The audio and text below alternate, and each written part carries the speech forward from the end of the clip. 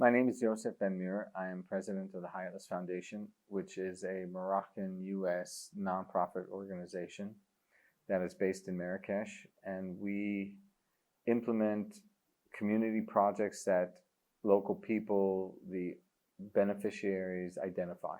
And because we work in rural parts, it's mostly in agriculture, clean drinking water. We build schools, women's empowerment, youth initiatives, a range of priorities that people determine for their futures.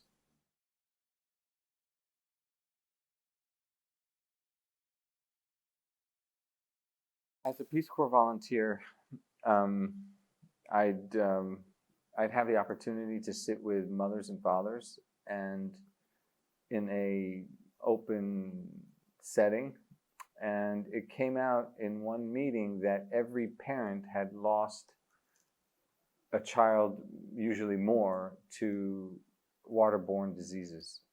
And when you realize how affordable it is to remedy that situation, to build a basin, piping, just with readily available materials, it just became hard to walk away. There's so many other pressing, such dire needs, but that are also so affordable and possible to meet and address, and so the opportunity and the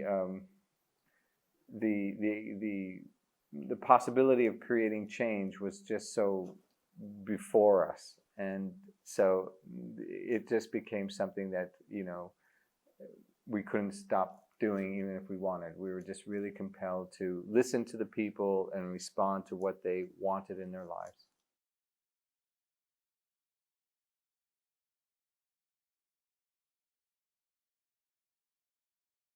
Well, there are certain restraints as a Peace Corps volunteer being part of a U.S. government organization.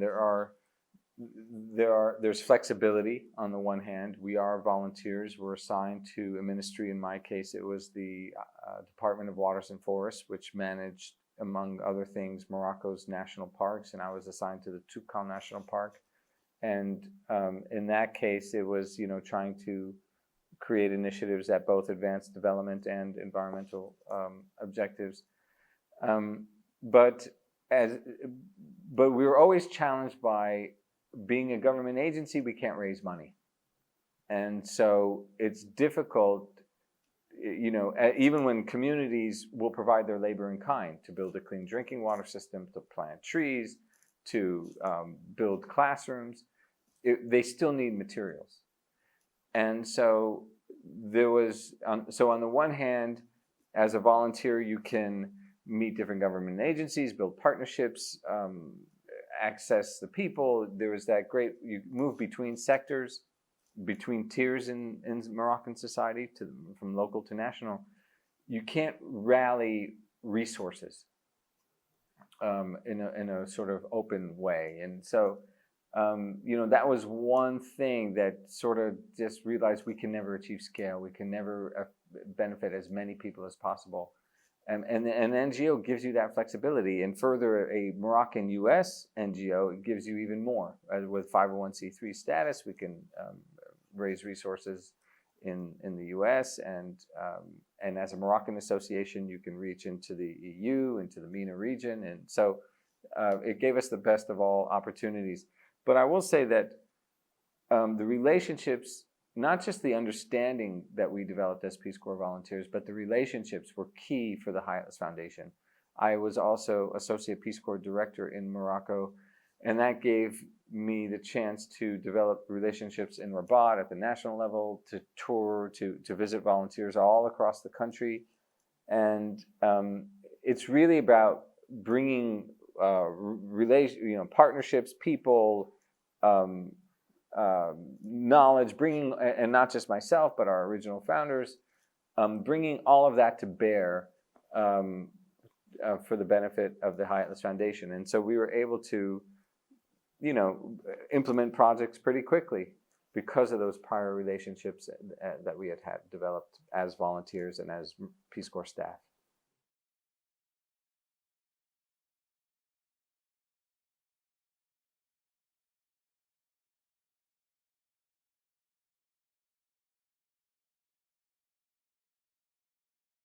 the great lesson of development interventions around the world from World War II, post-World War II to the present, is that sustainability, or projects that are successful and that endure, are managed, designed, controlled by the community people who benefit from those initiatives. So that sustainability is really equated with people's participation. The UNDP, the World Bank, USAID, they have evaluations that show that it's as important, if not more, than finance. Now imagine, where would development be if we can't make purchases and invest, and it would, and yet participation is as important. And so realizing that, of course, our Peace Corps roots are formative as well, but we are also students of development, and looking at its history, just realizing that people's participation is the engine, and what we're best at. It was our skill sets were in listening and asking and gathering and coordinating and responding. And so that really was and if you look at the Hylas Foundation's mission, there is nothing else other than participation. Yes, we've planted some millions of trees. We've brought clean drinking water to more than 9,000 people.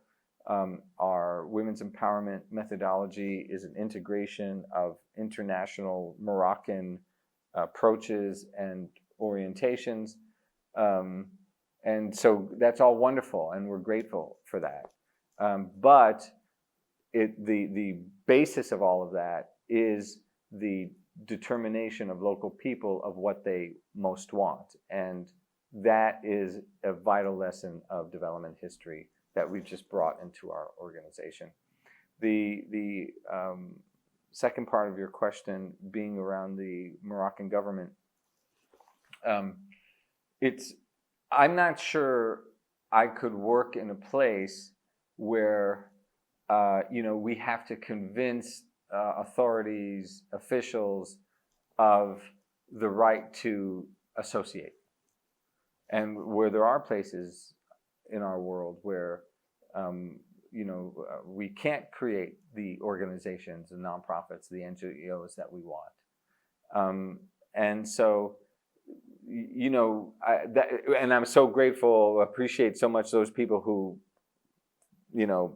take on those battles in those nations where they're trying to open up for civil society. But Morocco, they want exactly what I'm describing to you. They want community movements. They want development plans driven by the participation of that local jurisdiction.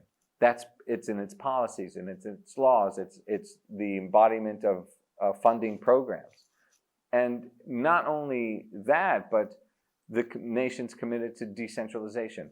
And now in everything I'm saying, there's huge difficulty and it's frustrating, and the implementation is insufficient, not satisfactory. There's huge frustration among Moroccan communities, particularly in rural places. It's concerning. It's not sustainable. And so, I don't want to say that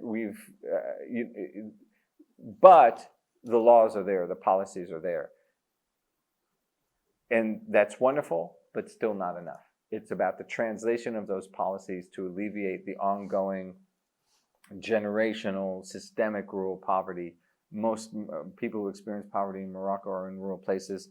So too is that in the world. Most poverty does afflict rural people. So the fact that it is the law of the land, people's participation, government is, in our experience, and which is really all I can speak to, is positive contributors to what we're trying to achieve. We secure authorizations wherever we work in Morocco. We've never been asked to change what we do. Our requests for land is met for people's nurseries, tree nurseries, and so forth, is met with support. We receive technical assistance, all different forms of assistance, as a result of the number of ministries with whom we work, and that's wonderful. But like I say, the future is unwritten, and that Morocco needs to do much better at fulfilling its own vision for itself.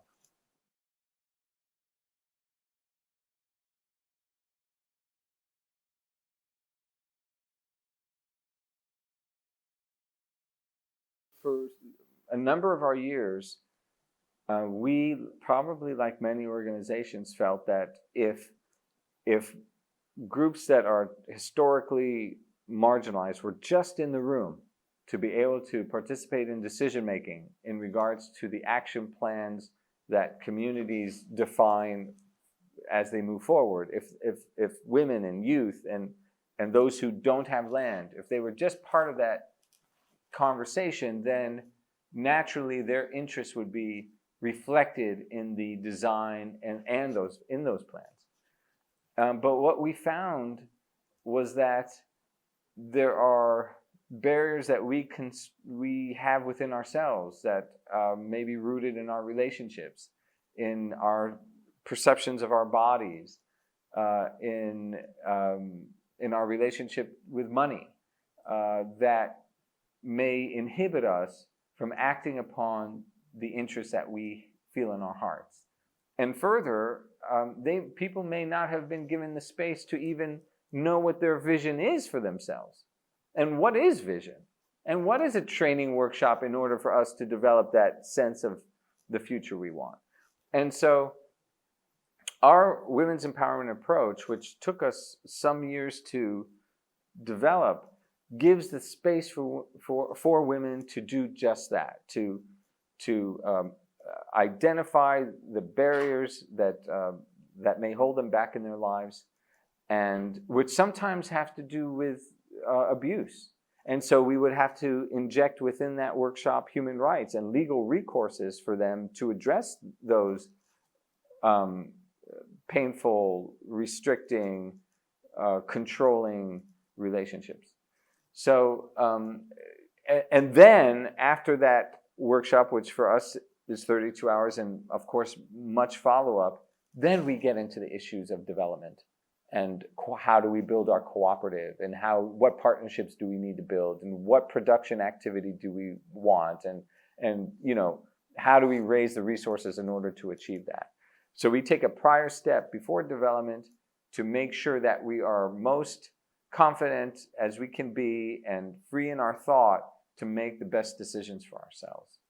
In regards to fruit tree agriculture, 80% of rural incomes is derived from agriculture, I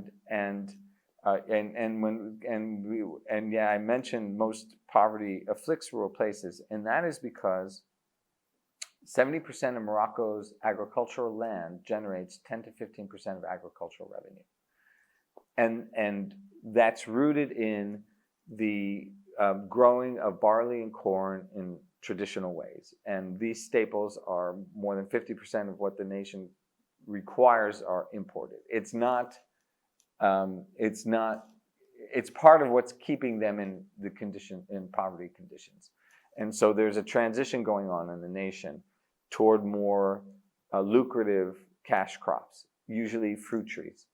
And fortunately, the country, 13 varieties of fruit trees can grow organically. And we know many of them: walnut, almond, cherry, argon, date, fig, pomegranate, lemon, carob. There's amazing product. And we look at the global commodity prices of these products, it's just going up, up, up. And yet hardly any of it exported. Hardly any certified organic. Most of it exported raw. And so we have this enormity of opportunity. We can, so there's this huge demand on trees because they're transitioning from those staples. We need to build nurseries. The nation needs 1 billion trees. Those skills to maintain nurseries are not widely dispersed. How do we graft? How do, what's the irrigation requirements? Weeding is different. And so we need to build those skills. We need to build those infrastructures. Right now we manage with cooperatives 13 nurseries in the country involving more than 1.1 million seeds. But it's not in and of itself. It's necessary, but not enough, of course, to overcome rural poverty. We need to deal with the situation of irrigation. We need to build the cooperatives of the people. They need to build their cooperatives. We need to do all those things I just mentioned. And if we do so, including monitoring for carbon credits of the trees that the people plant, and processing is done in the communities of the growers. And also, I didn't even mention medicinal plants. If wild medicinal plants, and there are dozens of varieties of those that grow organically in Morocco. If we can do everything I'm just saying, we can multiply the agricultural economy by 600%. Staggering potential exists, and there's no other sector or industry or production area that is as nearly as lucrative for Morocco as that. And so the people are dedicated to that, and so therefore are we.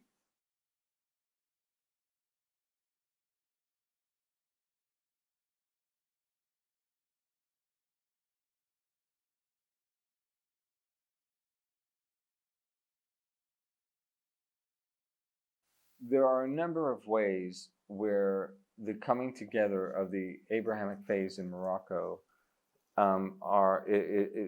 they are essential for the future sustainable growth of the country. Let me just say something first about those Moroccan frameworks that are progressive that I was referring to before. How participation is embedded in the laws of the land, the country is decentralizing. There's the Moudawana, which has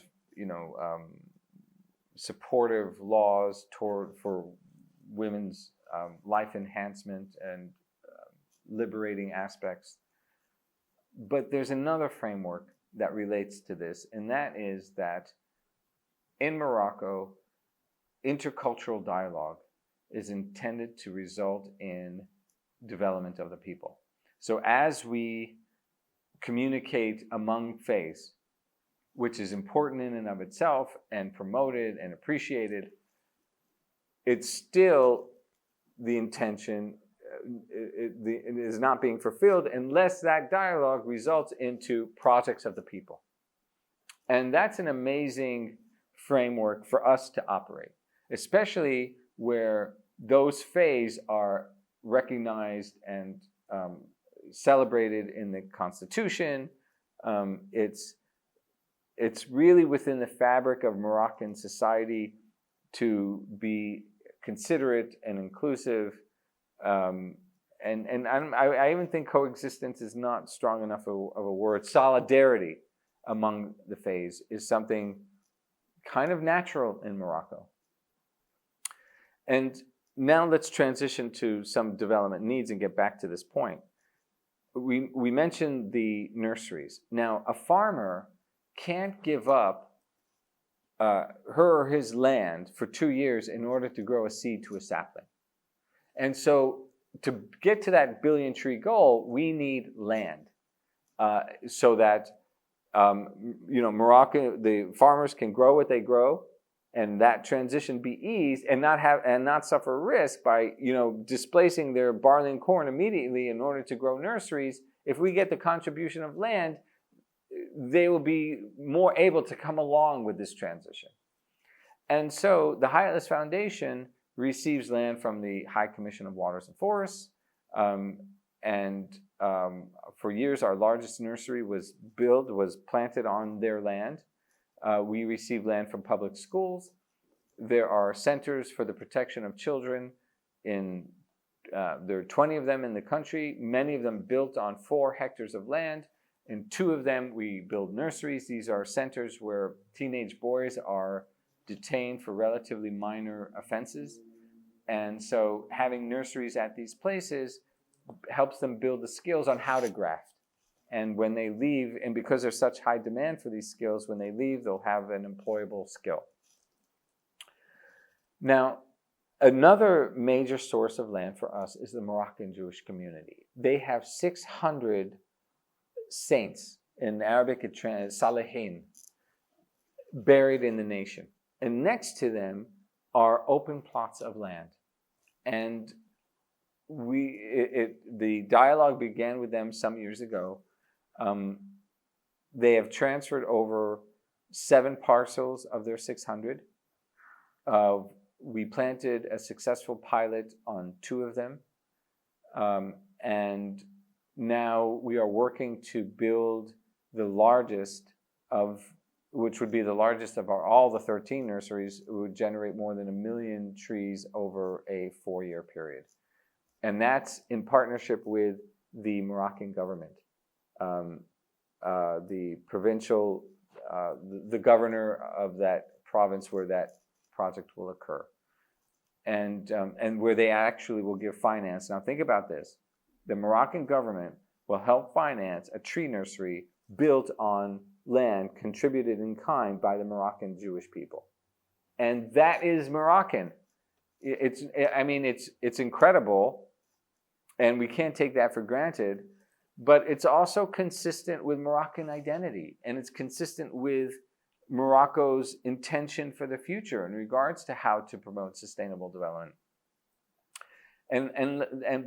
So that's a hugely important example. However, we're not trying to create, we need to get to 1 billion trees. And even as 1 million is nice, what is it about this that is critical toward that billion? And that is this. The High Commission of Waters and Forests has approximately 700 parcels of land. That's the government agency that builds nurseries for the country. The Moroccan Jewish people have 600. That means that they could actually play a national role in the nation achieving the 1 billion tree goal. That they could play a critical function toward alleviating rural poverty. And so, what does that mean for the nation, which is profound? But the implications of that go well beyond Morocco. It really shows that interfaith is actually a vital measure for the change that we seek. Yes, it's a beautiful thing. It's an amazing to build those relationships, but they're actually essential to achieve the future that we most seek. We cannot get to the 1 billion without the contribution of the Moroccan Jewish community. Perhaps we can, but we would really have to think of the whole model, and it would be far more difficult. Maybe all public schools will have to have nurseries, or maybe, it's really necessary. So that's why we're doing this. We're doing this, yes, we have 7 of 600, but we need to get to 600 out of 600. And we need to get to 700 for with the High Commission of Waters and Forests. And we need to get to 20 out of 20 with the Children Protection Centers. We need to take these opportunities and take them to the potential that they provide in order to get to the 1 billion. And there are other examples of how interfaith leads toward development. We're working to restore the Franciscan Church in Essaouira. There's not a Christian community there now, but it's a 300-year-old church. It's crumbling, and we have an agreement with the mayor's office of that city that if it were restored, and the Ministry of Culture, that if it were restored, it will return to the people to give them a place to have a place to work, to have community meetings, to be able to have people visit and buy their artisanal product or what have you. And they need that space. And so at the same time, we would restore this historic church while promoting today the people's development. And that integrates the two, interreligious with development, and that's the Moroccan model.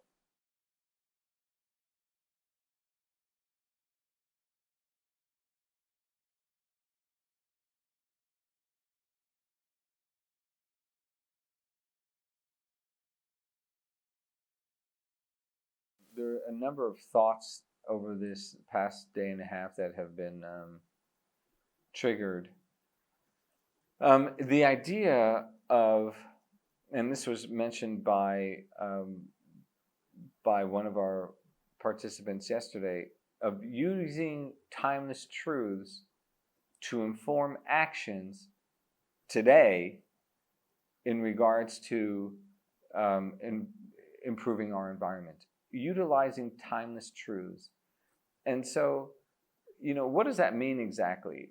We need to be able to describe everything I've just said to you in terms of the Quran, in terms of the Torah, in terms of the New Testament, in terms of their other sacred or other texts that have emerged from these Abrahamic religions, the Midrash, the Hadith, all of these others that build or reflect upon the knowledge and the prophecies conveyed in Scripture.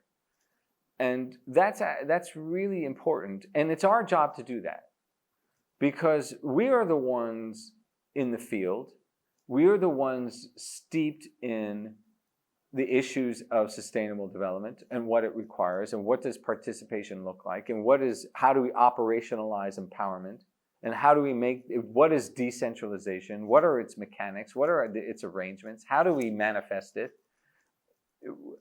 how do we translate all of these developmental concepts and movements into people's lives. That's what we live with every day. And so when we look at Scripture, we're able to identify the elements of the application of development. We're able to identify their placement or existence within these holy texts. And yes, of course, it is the rabbis and the imams and the clergy and the priests and the nuns and the bishops and everyone has to play a part. But what's important, and the only thing that really we can control, in a sense, is the part that we play every day. And so we need to become better at understanding how the concepts of sustainability are found in the Quran, are found in the Torah, are part of these, is part of the Abrahamic religions. And so that takes work and that takes study, and it's very exciting. And we're seeing the resonance or even the direct embodiment of how I describe sustainability to you and being participation, how that exact theme and element is in the story of creation and rooted in other essential concepts in the Torah, in the Quran. And so that's we've wetted our whistle. We've been given this understanding, and now it's really just about doing more and more fulfillment in that regard, making what we do, describing it in Abrahamic terms.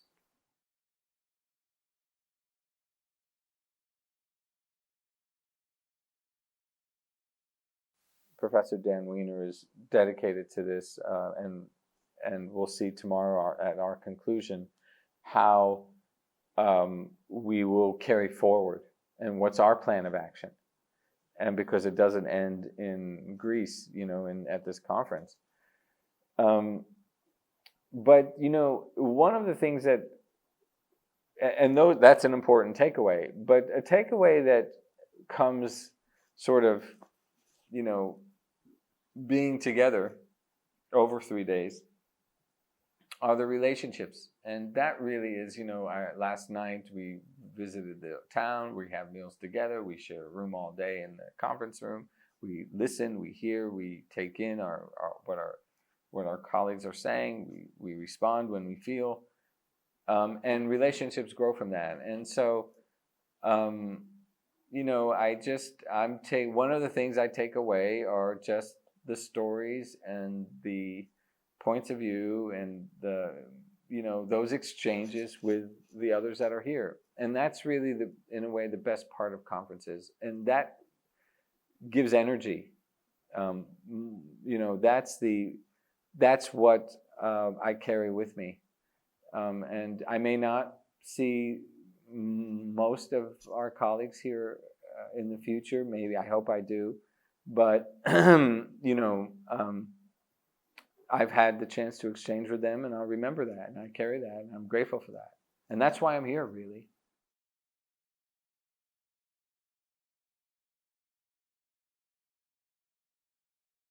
We got to see its multiculturalism, its deep, multiculturalism rooted in over so many centuries and so many trials and pain and difficulty and enduring through that and till today, and that will to carry forward in the face of war and World War II and all the travesty and yet the continuity. So I think that's really kind of the emblem of how the Abrahamic religions have maintained their solidarity in the face of external threat and the durability and really harmony that they've been able to continue long after such harshness has been visited upon this place. And I guess I'm referring mostly to World War II and what's happened here, and how rebuilding and persisting has fortunately followed.